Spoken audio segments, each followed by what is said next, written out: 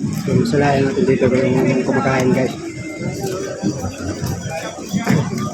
Ang dami nila.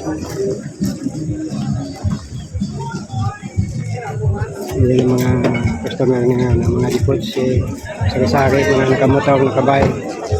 Yun ang kumakain.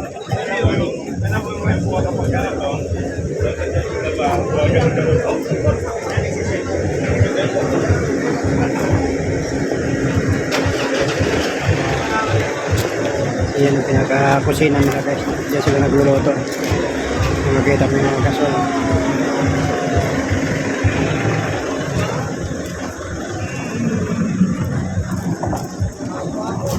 So labas-pasok yung mga sakyan dito. Yung kumakain. Yung gusto pumunta dito sa kumakain.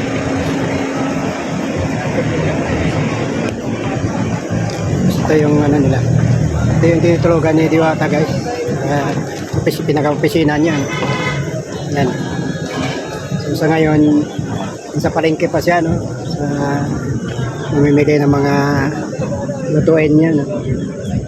So, i-update ko lang kayo guys, no? Pag dumating na siya.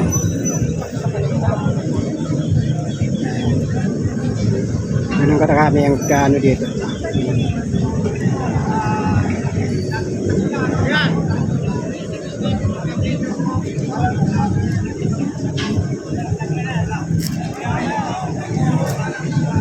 Thank you for watching.